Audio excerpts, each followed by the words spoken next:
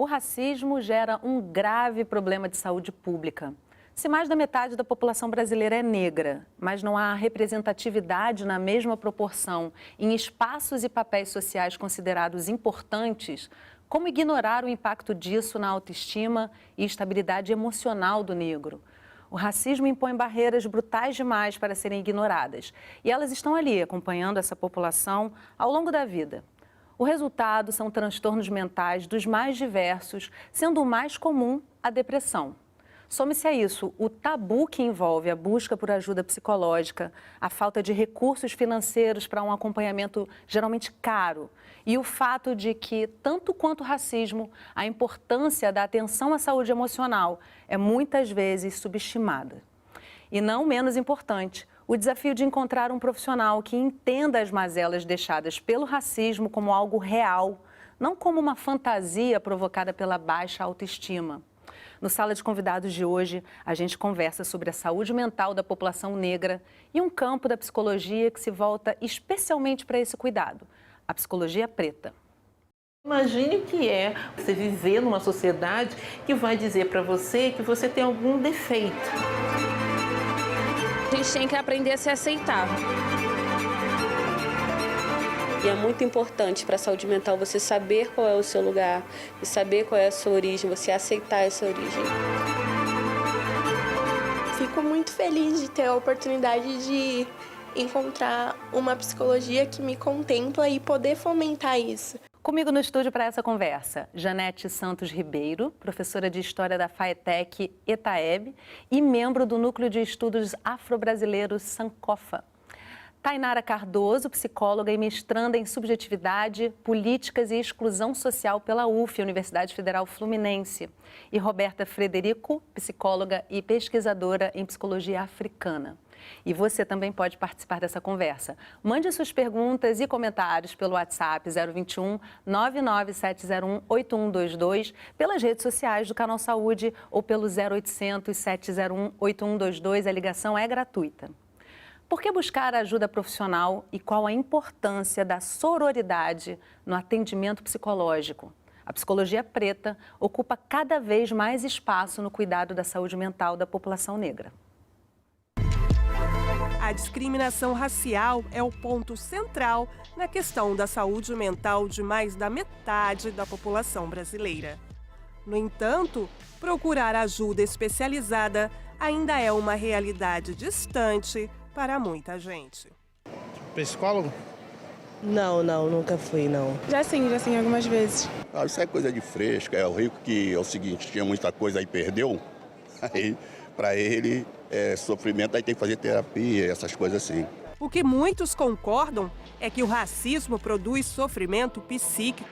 Ninguém nasceu negro porque quis, nós todos somos diferentes, né? Então é bom porque a gente tem que aprender a se aceitar. E aí a terapia faz isso, ela ajuda realmente a gente se aceitar como a gente é. Nesta unidade básica de saúde do SUS, em Piratininga, Niterói, na região metropolitana do Rio de Janeiro, a coordenadora-geral do Ambulatório de Saúde Mental, a psicóloga Cecília Santos, conta que a equipe é paritária, formada por brancos e negros, e é orientada a fazer os atendimentos com atenção especial às questões raciais. Imagine o que é você se criar, você nascer, você viver numa sociedade que vai dizer para você que você tem algum defeito de cor, né? Então isso claramente vai gerando pessoas com uma psique de alguma forma fragilizada, com uma baixa autoestima. Então pensar na saúde mental num país com uma população com 54% de pessoas negras, não há como dissociar os efeitos que o racismo causa na saúde da população. Aqui, a maior demanda de atendimento chega por encaminhamentos do Conselho Tutelar e das escolas.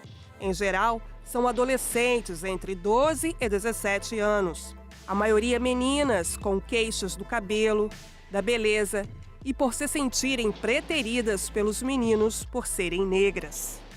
Meninas que chegaram à tentativa de se suicidar porque dizem textualmente que não sabem lidar com essa situação, ou elas entendem, já que elas não têm mesmo valor nenhum, por que vai continuar vivendo? Para que continuar vivo? Então é um sofrimento intenso, profundo, que o racismo causa em uma pessoa. Para especialistas, os agravos à saúde mental da população negra têm raízes históricas. Um dos maiores danos da escravidão, que repercute até hoje, é o ataque à dignidade humana. A negação do direito ao belo, ao intelectual, a padrões socioeconômicos elevados, muitas vezes conecta com o sentimento de inferioridade. E aí, lidar com isso não é nada fácil. Não há possibilidade de pensar o Brasil enquanto país, enquanto nação, enquanto sociedade, sem a escravidão. Foi a escravidão que fundou o que nós somos hoje. Então, não discutir isso, não falar disso, é um passivo imenso. Nós temos um passivo histórico, nós temos um passivo social, nós temos um passivo econômico e nós temos um passivo psicológico, emocional extremo. Entender tudo isso tem sido missão da psicologia preta. Ao se dedicar aos efeitos do racismo na saúde mental, a empatia do profissional que vai lidar com estas questões tem feito a diferença entre a escuta e o avanço do tratamento terapêutico. Já teve caso de chegar uma adolescente aqui e quando ela olha para o psicólogo negro que vai atender, ela fala, mas é ele que vai me atender? É ele que vai me atender? Ela repetiu 3 vezes, é ele que vai me atender? E abriu um sorriso imenso, porque ela, só em olhar para aquele profissional, ela conseguiu entender que tinha uma possibilidade ali que talvez ela não tivesse com uma outra pessoa que fosse uma pessoa branca ou não negra, ou não lida socialmente como negra. O terapeuta negro, ele sabe da dor que você passa, das dores que a gente passa, então eu acredito que ele sabe identificar melhor o que a gente sofre. Não que um terapeuta branco não pode entender, mas uma pessoa que sofre na pele, com certeza, tem um caminho melhor para a gente seguir. Gente, primeiramente, muito obrigada, Janete, Tainara, Roberta, pela presença de vocês aqui com a gente hoje, trazendo uma pauta que é tão sensível, tão necessária e tão pouco discutida, eu acho, né? Em todos os meios. Janete, eu vou começar com você. Okay. Você faz terapia há 30 anos. Eu queria saber o que te fez buscar a terapia e hoje você faz terapia com um terapeuta preto. Sim. Queria saber também qual é a importância, o que você sente de diferença aí, em que momento você muda e que percepções você tem desse atendimento. Bom, então, há 30 anos eu tive terapeutas pretas também. Agora, esse não era o foco, não eram as relações raciais, né? Então, hoje, ter uma terapeuta preta faz toda a diferença, porque 30 anos eu tenho de militância antirracista e até essas questões, elas vão se incorporando ao meu jeito de ser, de perceber que o racismo influi numa frase que eu amo de um filme que se chama Nunca Me Sonharam. Então eu aprendi há 30 anos que nunca tinham me sonhado e eu tive que buscar esse sonho em mim, né? E aí a terapia me ajudou a descobrir o que é quais os significados desse nunca me sonharam, quais as armadilhas do eu me sonhar numa sociedade racista e como que a gente para a dor, né? Porque eu acho que é isso, né? A gente não precisa mais reproduzir a dor. E aí me incomodou talvez um pouco o vídeo, a matéria, quando fala que a gente tem que tomar muito cuidado com as naturalizações, né, desse lugar do ser negra, negro, numa sociedade de racismo estrutural. O racismo não é problema nosso, não fomos nós que inventamos, mas a gente precisa lidar com ele e dizer para a sociedade que não é problema nosso. É problema de todos e todas nós e principalmente um problema de quem inventou o racismo, né? Que é essa branquidade que está aí mandando. Vamos voltar nisso, que esse é o assunto ao longo do programa para render bastante. Tainara, você é psicóloga, eu queria saber o que te levou a buscar a psicologia como profissão e até se você quiser comentar um pouco dessa fala da Janete, né, que traz tantos elementos para essa nossa discussão. Eu acho que pegando um pouco do que a Janete traz, assim, A gente é muito atravessado, né, por sermos colegas de trabalho, e isso já coloca uma outra epistemologia que é o que a psicologia preta traz, né? Que são essas referências, elas são muito palpáveis, e a Janete, a Roberta, são pessoas que estão aí nesse caminhar. E que são pessoas que construíram também, pavimentaram esse caminho para mim, né? Essa possibilidade de me permitir me ver, me entender, me considerar, me sonhar enquanto psicóloga. Sou eu como uma mulher preta, da favela, né, gonçalense, também com históricos, né, de transtorno mental na família, e outras inúmeras comorbidades psiquiátricas também. E aí eu fui pensando como é que seria, né, essa possibilidade de pensar ser psicólogo dentro de um lugar, de um terreno, um território em que não tem essa perspectiva, né, isso não está colocado de um certo modo. E aí acho que o que me traz assim é uma questão que meus pais sempre colocaram, né? Que era andar pelas barcas ali em Niterói, e eles, olha, você um dia vai estar lá, hein? Você um dia vai estar lá. E não era uma cobrança assim como você precisa ser engenheiro quanto eu, né? Como eu. Mas era, olha, você precisa e pode sonhar em estar ali também, né? Na UF, não via no caso. Exatamente. Que não era algo como uma imputação, né, sobre mim. E eu comecei a almejar isso, olhar, né, pensar. E aí, quando eu entro na UF, eu vejo que é possível, né, ser, viver, estar, apesar do racismo, né? É possível produzir, apesar da existência dele, né? Acho que é isso muito que a Janete está trazendo para a gente poder pensar também. E, na verdade, traz também fatos muito importantes para a nossa discussão aqui, que é também a dificuldade de se encontrar o terapeuta preto por conta de toda essa resiliência necessária para uma formação acadêmica, né? Exatamente. Vamos guardar isso aí também para falar ao longo do programa. Roberta, você também é terapeuta de família, né? Sim. Eu queria que você trouxesse, também comentando aqui as falas anteriores, mas trouxesse um pouco da importância de se trabalhar essa psicologia com as crianças e dentro do ambiente doméstico, né? Porque o racismo ele é tão estrutural muitas vezes que a própria família negra, muitas vezes, reproduz uma fala que a criança leva dentro da autoestima dela, né? Sim, isso que Janete traz sobre não ser sonhada, eu acho que é importante pensar que a nossa família sonha a gente. Né? A sociedade racista rejeita o corpo negro, mas a partir do momento que a gente percebe que as famílias, os nossos pais, os nossos antepassados, os ancestrais, eles sonham a gente, eles desejam que a gente esteja cada vez num lugar melhor, né? Cada geração trabalha para colocar a geração seguinte em um lugar melhor, né?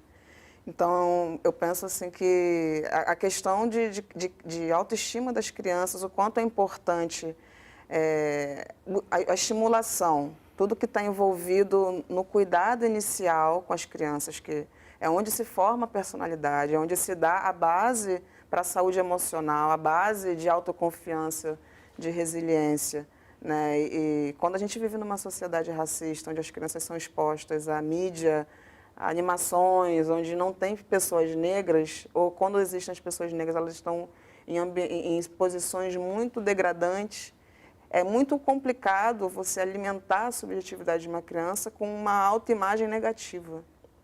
Eu acho que essa é a raiz. Né? Essa é a raiz estrutural, né? que acaba formando essa autoimagem fragilizada.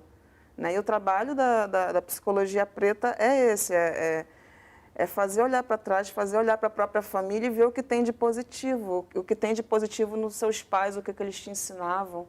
Eu também tenho casos de saúde mental na minha família e foi na busca, na convivência, né, com os espaços de saúde mental, de visitar manicômios desde criança, de entender o que era vício, o que era, né, fui criada em favela, então o que era alcoolismo, em que medida os bares acabam se constituindo no espaço de saúde mental para os homens pretos. É ali que é a terapia deles, mas e aí a dependência química, isso é um transtorno psiquiátrico, né? Pensar o quanto a nossa família fornece esses elementos, né, para a gente, enquanto psicóloga preta, enquanto paciente, né, a gente se cuida também, a gente também traz as nossas questões, né? Os psicólogos também têm suas questões. Isso é muito interessante, né? Porque é exatamente uma troca que acaba trazendo crescimento para ambas as partes. É né? no encontro que a gente se cura, é no coletivo. Eu quero já começar trazendo aqui as perguntas e comentários da nossa audiência através da internet, porque eu acho que a participação nesse programa em especial, ela é mais importante ainda, né? A Priscila Ribeiro mandou para a gente via Instagram a seguinte pergunta que eu quero trazer para você, Tainara, inicialmente, tá? E vocês podem comentar também. Como é que se supera o trauma de ser vítima do racismo? Se supera ou se aprende a conviver momentaneamente com isso nessa sociedade que não vai mudar, talvez ainda na nossa existência? Às vezes me parece um pouco distante isso, né? É assim, é uma corrida, né, que a gente faz de pensar e tentar a gente se esquivar um pouco do fechar em conceito, né, assim, de se supera ou se não. Mas é conseguir viver apesar dela, né, e incluir vírgulas aí. O racismo, ele vai ter todo um maquineísmo aí de uma certa profundidade, que ela é histórica, né. É conseguir pavimentar, é conseguir produzir coisas e positividades, né, é conseguir produzir vida, apesar desse sistema massacrante que é esse reflexo estatal, né? É pensar as políticas públicas, é pensar o consultório, o divã, né? Como é o nosso trabalho ali, o nosso dia a dia, o nosso cotidiano com aquele paciente que está chegando para a gente ali com uma história de vida muito massacrada pelo racismo, por muitas imputações sobre ele, né? Por muitas degradações que ele traz. Então, como construir e não pensar assim que ele vai acabar, né? Eu não vou ser tão otimista assim. Isso não depende só do indivíduo, né? Exatamente. Isso depende de algo muito mais amplo que a sociedade em geral. Exatamente. E também é isso, né? Qual é o meu foco? O meu foco nesse momento é focar nos meus. É focar em nosso respirar, né? É focar em possibilidade para nós. E não em ficar sendo didático, né? Não ficar tentando ali colocar na cabeça do outro que ele precisa aprender sobre racismo, que ele precisa entender que a presença dele muitas vezes traz desconforto, não tentar mostrar para a TV, mostrar para a mídia, comunicação, enfim, que o que ela faz com as nossas crianças é um crime, por exemplo, mas mostrar às nossas crianças outras formas, né? Outras versões do que é ser negro nesse país, né? Nessa diáspora. Talvez eu fico pensando pela minha experiência, né? Não só subjetiva, mas a experiência como professora, que o que me fez ser professora tem a ver com um desenho de uma criança de 8 anos, né? Num espaço no Morro de São Carlos, em que as crianças do São Carlos com crianças da Holanda estavam trocando desenho sobre um dia em minha vida. E uma menina de 8 anos, ela se desenhou num aniversário de 1 ano, branca. Uhum. E num espaço que a gente identificava como espaço que a gente estava no morro, em que você contava as crianças brancas. E ela se desenhou mais do que branca, ela se desenhou em loura. E isso me provocou lá há 25 anos atrás a estudar o livro didático. Como que essa criança está aprendendo a se representar como loura, em que momento surge a negação.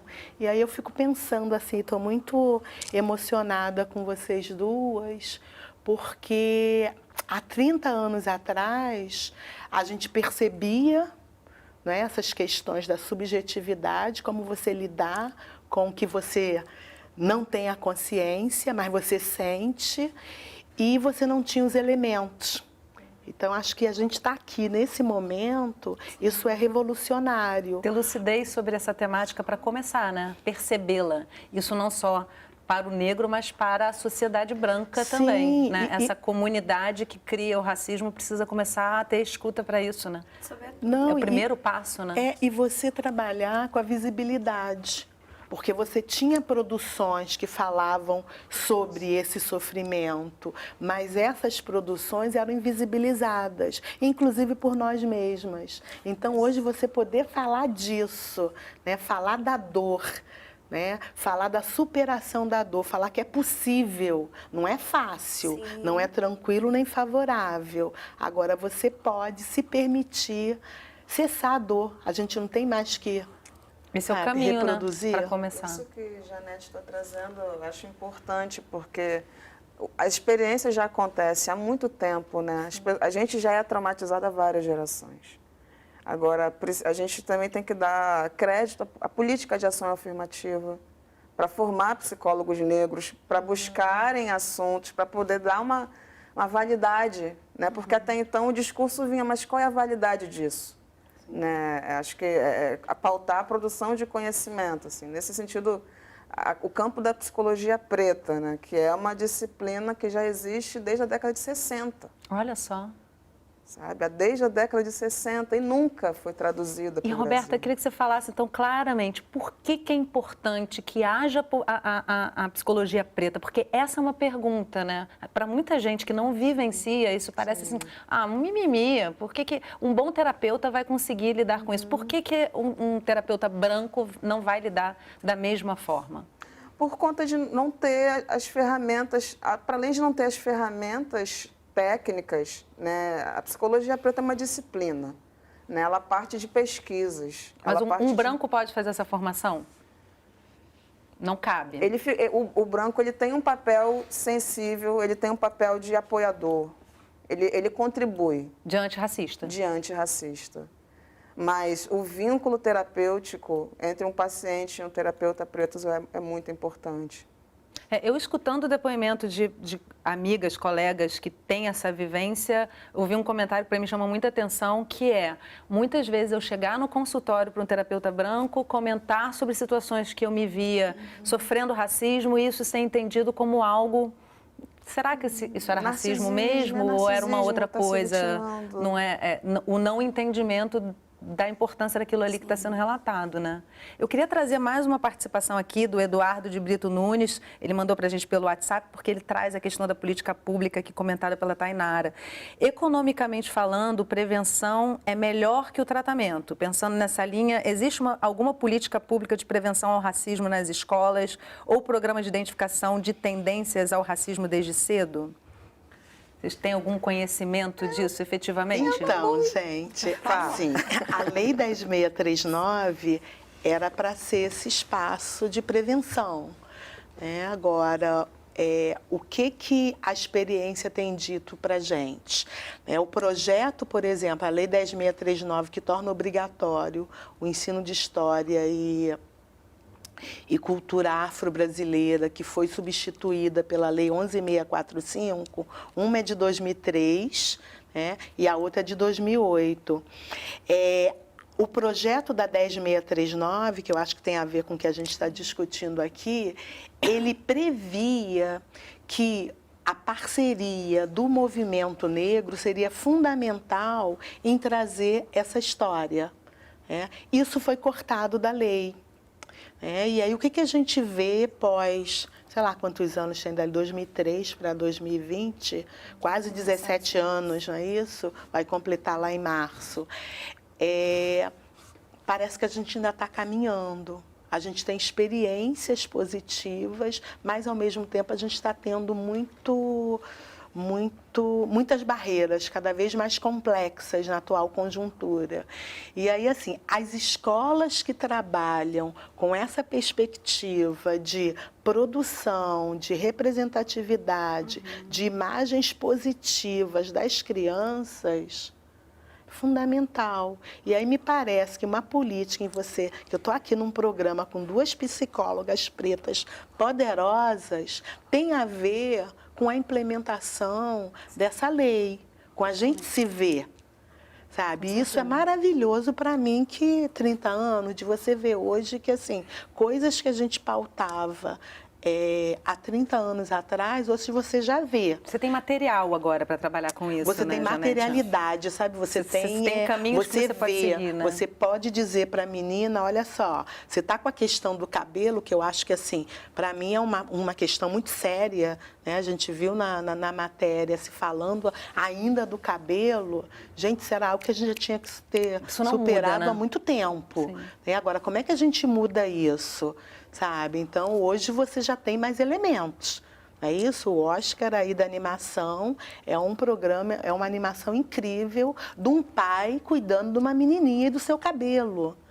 sabe? Isso para a saúde mental das gerações que virão por aí, isso é fantástico. E por si só do Oscar todo ano está sendo cobrado pela representatividade negra nas suas premiações, né? De todas as formas. A gente tem ainda um bloco pela frente de discussão.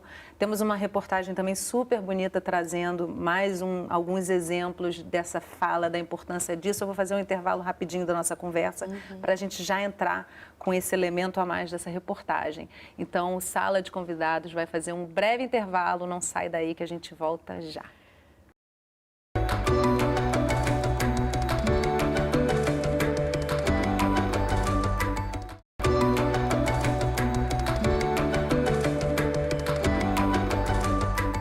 O Sala de Convidados está de volta conversando sobre saúde mental da população negra e psicologia preta. Comigo no estúdio para essa conversa, Janete Santos Ribeiro, professora de História da FATEC ETAEB e membro do Núcleo de Estudos Afro-Brasileiros Sankofa.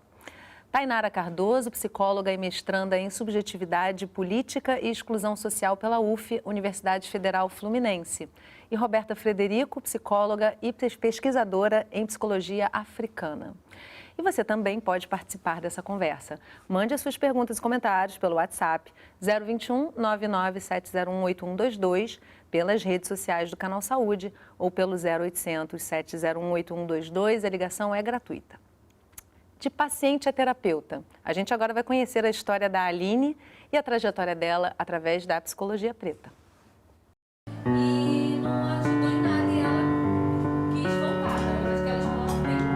O sorriso solto, fácil e contagiante da psicóloga Aline Maia, hoje é a expressão da superação. Meu pai costumava dizer, aqui não é casa de negro, não. Ou então, era uma outra frase, que meu irmão é negro, mas retinto e tem um cabelo liso. E eu com cabelo crespo. Meu pai dizia, se você tivesse nascido com esse cabelo do seu irmão, você era bonita. Não só ele, né? Todas as pessoas falavam isso. Isso foi uma das coisas que sempre apareceram na minha questão terapêutica, na minha fala, e nunca ninguém deu muita atenção. As pessoas diziam, isso é um preconceito, você tem que passar por isso. Parece bobagem, mas isso afeta muito a autoestima, a pessoa se sente mais inseguro, começa a querer entrar no processo de fazer várias coisas para ser aceito, e nessas coisas acaba se machucando. É uma coisa muito delicada e que quem vai acolher, o profissional que vai acolher essa pessoa, precisa ter uma empatia, precisa ter uma sensibilidade para entender que não é frescura, que não é mimimi, que é uma dor real.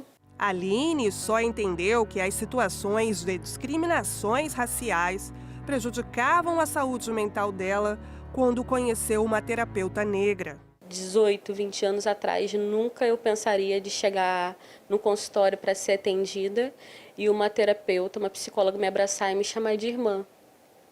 Como foi essa que me atendeu, que era negra, que foi a primeira negra que eu conheci. E não é que às vezes um abraço pode valer mais do que 1000 palavras? Quando eu vim na primeira consulta, eu contei um pouco para ela, só chorava e falava pouca coisa, assim, mas dentro do que eu conseguia naquele momento, com quão fragilizada eu estava. E no final, assim, ela me deu um abraço. E aí eu fiquei muito comovida, porque eu já tinha ido em vários psicólogos ao longo da minha vida, brancos e pretos, homens e mulheres, e nunca nenhum psicólogo havia me dado um abraço. Se tratando, né, da psicologia preta, do trabalho que a gente faz aqui nos atendimentos, de traçar estratégias, sobretudo coletivas, de como você lida com esse sistema. Porque o sistema ele não vai acabar de um dia para a noite. Eu acredito que ainda vai demorar muito tempo para essas questões raciais acabarem, para ter uma igualdade racial, né? Que supostamente a gente tem, mas a gente sabe que na prática a gente não tem. Então, como eu vou lidar com isso? Eu vou criar um mundo preto? Não tem como, né? São coisas sutis, porque o racismo brasileiro, ele vem assim. Ele vem de uma forma sutil, mas que vai te minando, vai te destruindo, vai te corroendo. E se a pessoa não tratar isso, ou se o profissional que for acolher não tiver essa sensibilidade, a pessoa fica com um emocional muito desestabilizado. Tá aí, uma situação que a jornalista Gabriela Valim teve de enfrentar. Ela chegou a ser internada numa clínica psiquiátrica. Abdicou do alto posto de trabalho em Curitiba. e resolveu se mudar para o Rio de Janeiro. Aqui, assumiu um novo trabalho e passou a ser atendida pela Aline.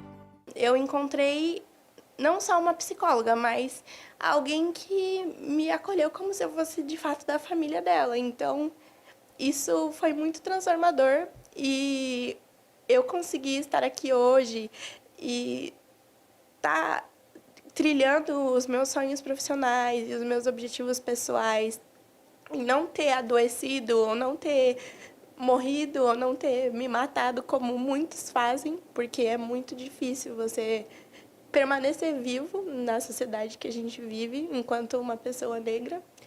Se dá porque eu encontrei um lugar onde eu consiga ser quem eu sou. Então, isso foi essencial para onde eu estou agora, para o que eu posso estar trilhando os meus sonhos e seguindo em frente. Então, eu sou muito agradecida e fico muito feliz de ter a oportunidade de encontrar uma psicologia que me contempla e poder fomentar isso. Os transtornos mentais da população negra são individuais, porém, carregam dilemas que se relacionam com a sociedade. E neste caso, o distanciamento profissional nem sempre contempla as demandas de dores e sofrimentos. Além da escuta apurada, do acolhimento, da rede de apoio, o carinho aparece como se fosse mais um recurso terapêutico. Eu acho que a dor maior é essa, de você não ter um lugar para você não saber qual é o seu lugar. E é muito importante para a saúde mental você saber qual é o seu lugar, e saber qual é a sua origem, você aceitar essa origem. E isso é complicado. Está cheia de questões, estamos cheios de questões aqui vindas da internet, mas antes eu queria ouvir o comentário de vocês sobre a matéria, o que chamou a tua atenção, Janete, fazendo um comentário breve para a gente já trazer a participação do pessoal da internet. Me chamou a atenção, se possível, né, assim, me fez lembrar da Neuza Souza Santos, que escreveu um livro que ele foi fundamental, pelo menos para a minha vida, nesse reconhecimento. Um livro que eu comprei em 87 e que eu me autodediquei como da série Descobertas e Reconhecimentos. O nome do livro? O nome do livro é Tornar-se Negro, em que ela vai falando de histórias de vida de pessoas negras em ascensão social, né? E a Neuza se matou.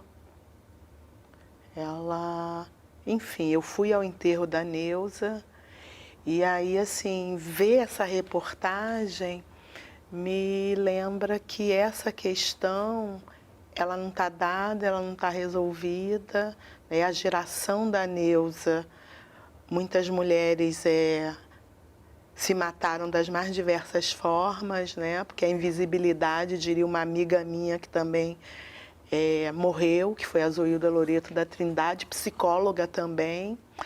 Ela dizia que a invisibilidade é a morte em vida. Então, a gente se tornar visível, né? Se fazer visível para a gente é fundamental.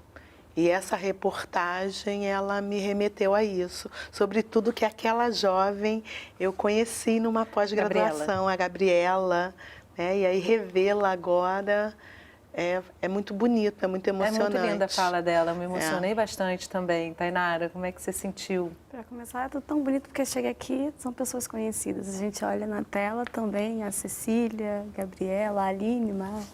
Esse encontro é muito importante, né? Muito. Se juntar para fortalecer essa base, proposta, né? De uma psicologia preta, né? Que é pensar o nosso cuidado através disso, né? Do coletivo, de dar as mãos, não num setting terapêutico, onde eu estou aqui e não posso ser permeado pela sua história de vida, né? Ela não me atravessa. Isso não existe para nós, assim. Né? E a gente tem uma psicologia que vai estar pensando que elas trazem isso para a gente, né? Que é muito mais da ordem do reconhecimento do que da adaptação. Que é o que o colonialismo sempre colocou para nós, né? Que a gente é o lugar do erro, do que precisa ser corrigido, né? Quando a gente fala em regime de escravatura, a gente remete muito ao punitivismo, como automutilações, né, como mutilações, no caso, as chibatas, mas eu sempre penso, assim, nos meus antepassados, sofrendo em ter que se adaptar à língua, ter que se adaptar às vestimentas, à culinária, ao modo de gestar, né, como isso também eram formas de mutilações todos os dias. E o racismo, ele faz a gente experienciar, né, a gente ter um contato com a morte diariamente. Todos os dias a gente vive uma nova aventura, um encontro, né? Uma forma de querer que a gente mate, que a gente morra, né? E quando a gente pensa na psicologia, quando a gente pensa nesses referenciais lá atrás, a Zoilda, Neuza, a gente pensa Virgínia Leone Bicudo, quando você vai ver as histórias dessas mulheres que caminharam, né? E eu acredito que não sozinhas, mas talvez de um lugar de muita invisibilidade colocada para elas, esse lugar solitário, ele causa, né? Ele produz morte. E é muito, assim, na idade que eu tenho, ter conseguido o livro da Neuza, quase 30 anos depois, até me emociono falar que é, assim, tentar hoje construir um lugar em que eu reproduza, eu ouço essas mulheres, eu possa lê-las, mas também tendo o máximo de cuidado com a minha vida, assim, né? Entendendo que cuidar dos meus é cuidar de mim também. Roberta, além da sua observação sobre a matéria, eu queria trazer uma coisa a mais, né? Porque no primeiro bloco você comentou sobre as meninas e sobre os homens, a forma de vivência de cada um. Sim. Há uma diferença na vivência psicológica do racismo do homem e da mulher, da menina e do menino?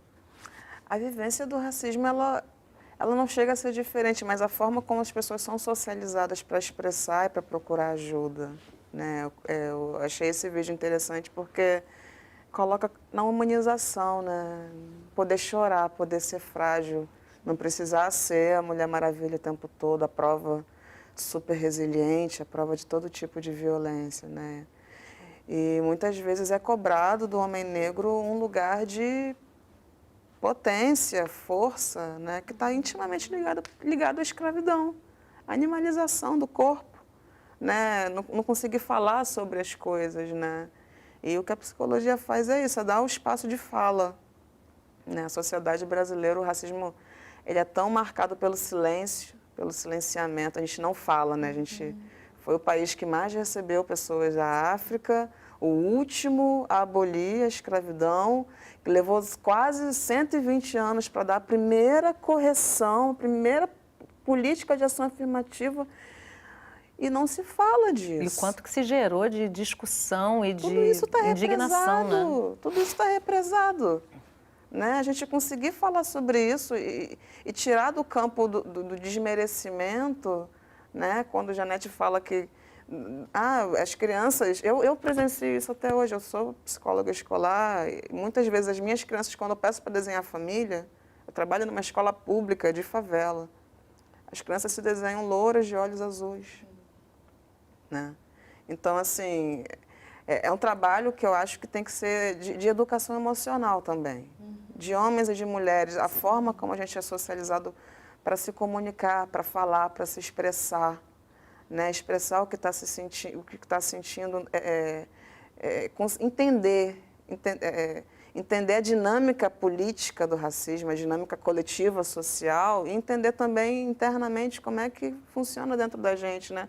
Quando eu sei quem eu sou, quando eu sei a minha história, com certeza, assim, para mim, conhecer a psicologia preta, fazer terapia, me faz dar um sentido novo. O que foi esse adoecimento psíquico da minha mãe? O que foi o adoecimento psíquico do meu avô? E tantos outros que eu nem tenho dimensão, não sei nem o nome, né? Porque a escravidão tolhiu isso, não conhecia a minha história. Quando eu conheço a minha história, eu sei quem eu sou. E quando eu sei quem eu sou, o trauma do racismo, ele já não me afeta tanto. Porque não bate numa veia, sabe? Não é como uma agressão que vai certeira. Não te deixa, você já tem um mínimo de uma estrutura de concepção de si mesmo. Você tem uma solidez ali que já te fortalece. Né? Eu queria te fazer uma pergunta, que assim, você acha que foi a escravidão que tolhiu ou foi o pós-abolição? Porque as políticas necessárias para lidar com essa transição não foram implementadas. Porque às vezes me deixa meio confusa. O colonialismo, o Fanon fala disso, da escravidão e do colonialismo. A gente ainda vive um Brasil pós-colonial muito mantendo uma forma de se controlar, como é que eu vou dizer? Psicologia de massa. Entendi. A gente pega as teorias de psicologia de massa e vê como funcionou a teoria do embranquecimento. Né? Começa por dividir a sociedade, né? De que forma foi uma continuação. O pós-colonial, o período da escravidão e o pós foi uma continuação. Porque não teve uma diferença, a gente não teve acesso às coisas. Né? Eu queria trazer aqui a participação rapidinho do pessoal pela internet. O Felipe Alexandre Ferreira mandou um pequeno depoimento com uma pergunta para vocês via Instagram. Sou negro, estudante de medicina da PUC, estou no meu último ano e só hoje vejo o impacto de ser uma pessoa negra em um local predominantemente branco. Hoje vejo que me foram roubadas várias pessoas importantes na medicina e conhecimento sobre saúde da população negra. Sempre fui reduzido a aprender sobre hipertensão, diabetes e anemia falciforme. Minha pergunta é: como vocês criam espaços de militância dentro dos microambientes de vocês? Pretendo ser médico de família e fomentar a saúde preta, mas tenho minhas considerações ao estar num sistema público que não me dá ferramentas suficientes para impactar nesse sentido. Primeiro, parabéns pelo Felipe por essa busca que não é fácil, né? Quantos momentos ele deve ter tido de impulso para desistir. A gente comentou, vocês falaram em alguns momentos sobre essa importância do ativismo e do abraço à causa coletivamente, né? Como é que vocês responderiam a ele na área médica? Por onde começar, Tainara? Olha, eu acredito muito na formação, né? A educação. A gente estava aqui até falando disso, pensando, por exemplo, a inserção das crianças nas escolas, enfim. E como isso nos atravessa também quando a gente está no ensino superior, né? Assim, pensar a formação. A política nacional integral voltada para a população negra, ela existe, ela é legítima, né?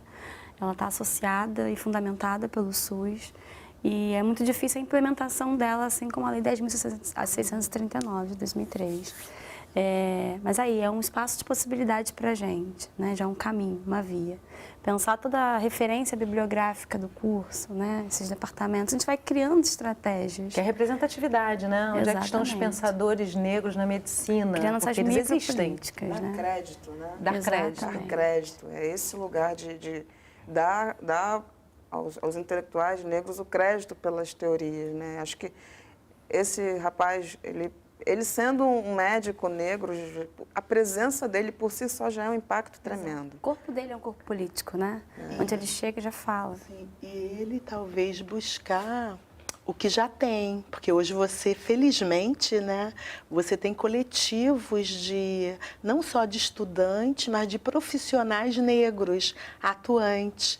Assim, eu acredito muito na tríade, sabe? Academia, escola básica e militância, ativismo, seja lá o nome que as pessoas quiserem dar, no sentido dessa formação.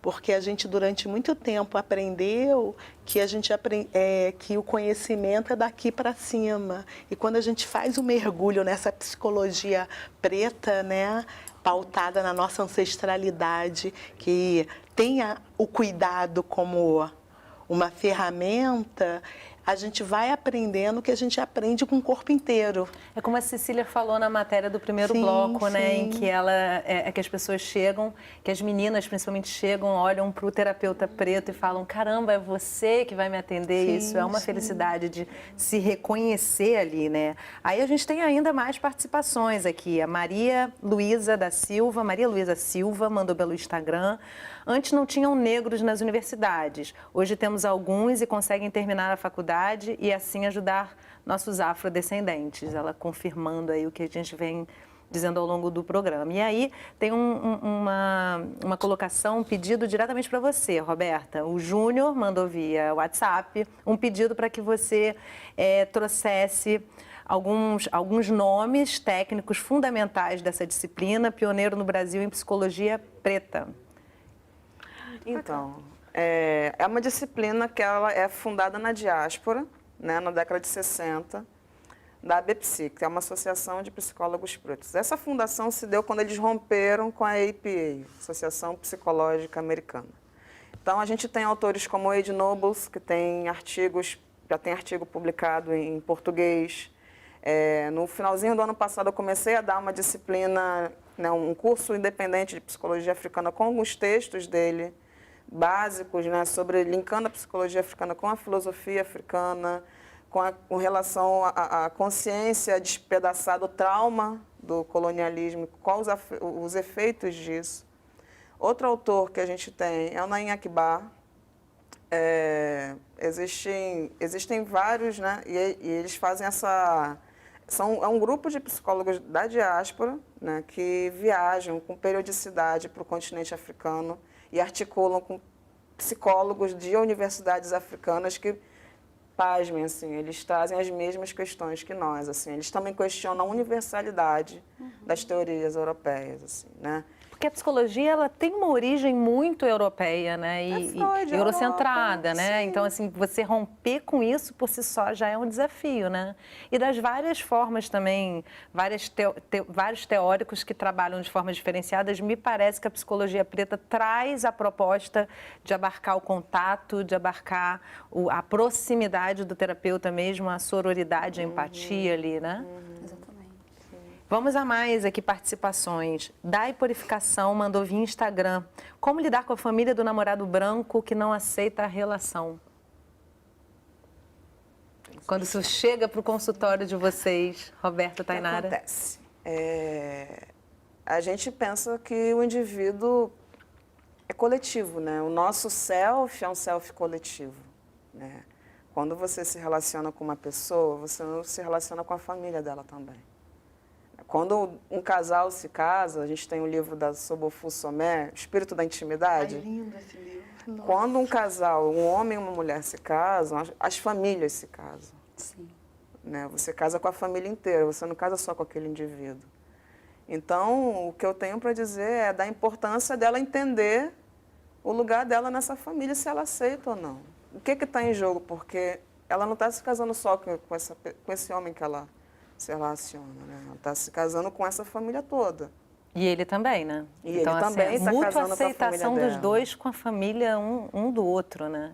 Que tem inúmeras complexidades, né? Essa coisa de falar mal da sogra, do sogro, né? Uma coisa muito colocada pelo colonialismo, né? Assim, que a Sobum ela traz para a gente poder pensar, assim, é uma outra perspectiva de pensar a família, pensar a coletividade, é pensar o arranjo familiar ali, a inclusão de nós nesses arranjos, assim. Eu me encaixo ou não me encaixo? Vale a pena?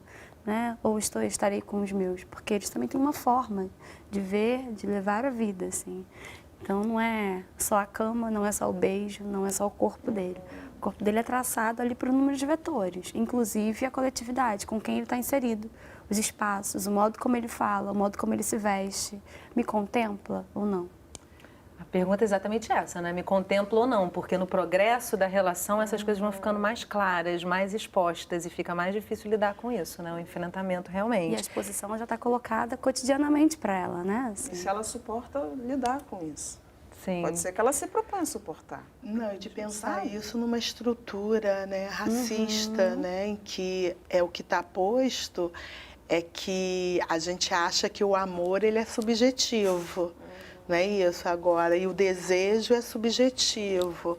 Agora, será que ele é mesmo? Quais são os vetores sociais que estão aí no que você está escolhendo? E como, ao você escolher, né, ou ser escolhida, né, ou encontro, como que é de fato o encontro numa sociedade extremamente racista?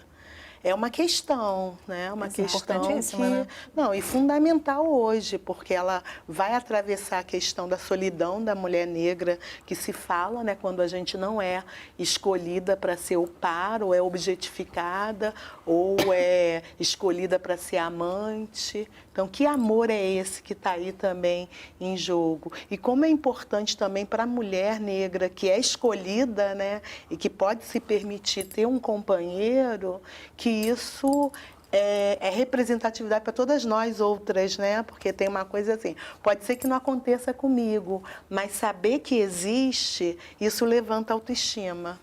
A gente está caminhando para o final do programa e eu acho que a gente não pode terminar esse programa sem tocar no futuro. Para onde ir? Para quem está assistindo a gente e que não tinha sequer conhecimento disso, onde buscar, né? E como é que se resolve uma questão financeira, terapia, análise.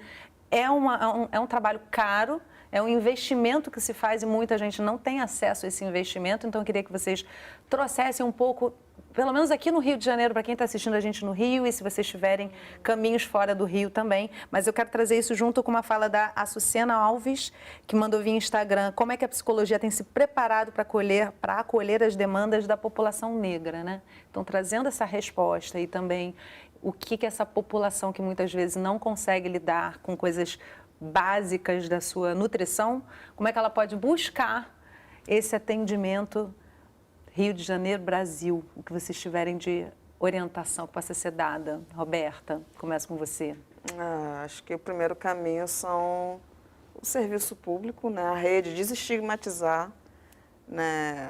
A questão da saúde mental. Então, a gente tem ambulatórios de saúde mental, existem CAPS, né? Acho que é um primeiro caminho. E na rede privada, existem psicólogos que atendem ao valor social, né? Há psicólogos negros que atendem a um valor social negociável, né? As universidades também têm departamentos de psicologia, SPA. As faculdades que têm uma graduação em psicologia, em geral, mantêm um departamento para os estágios, né? Onde a população é atendida. Mas para quem precisa quem pensa numa clínica privada, no consultório, né, tem uma condição melhor, eu acho que é seguir vários psicólogos e psicólogas que a gente conhece, não sei se pode, enfim, colegas que... Buscar nas redes. Tem que buscar nas páginas, redes. por exemplo, que vocês possam indicar. Páginas. Tem Eu sigo muito a página da Bahia, Saúde Mental da População Negra. Já é um caminho, né? Deve haver debates ali. Ela faz um trabalho que ela sempre traz psicólogos, profissionais da saúde mental. E a gente aqui também, né? No Rio de Janeiro, a gente tem grupos, por exemplo, que a gente vai criando estratégias assim para estar se comunicando e fazer esses encaminhamentos. Não à toa a gente se conhece. Né? Pesquisem pelo nome das nossas convidadas aqui, que com certeza vão conseguir trocar ideias, porque esse encontro também é super importante, né, dessa população. Tem uma coisa que eu acho que é bacana, né? Que é a gente olhar para a gente e olhar no espelho e dizer, eu sou merecedora. Sabe, eu sou merecedora e psicologia não é uma coisa extra. Tem que estar no pacote básico. Porque merece ser cuidada, né, Janete? É vida integral, sabe? Saúde é algo que sabe, tem que ser integral, não é uma coisa que é daqui para cima. Então, psicologia não vai cuidar da tua cabeça, mas vai ajudar você a cuidar do teu corpo inteiro, da tua vida, da tua espiritualidade, enfim. Linda fala para eu encerrar o programa. Obrigada, Janete. Muito obrigada pela presença de vocês três aqui com a gente. Eu espero que esse programa abra as portas para que as pessoas possam realmente buscar esse autocuidado, que é super importante. É uma nutrição, não dá para negar. Muito obrigada, gente. E obrigada a você que acompanhou a nossa conversa de hoje pelo canal Saúde ou pela internet. Se você quiser rever ou compartilhar esse programa, ele já está disponível no site do canal Saúde. Eu espero você na nossa próxima conversa. Até lá!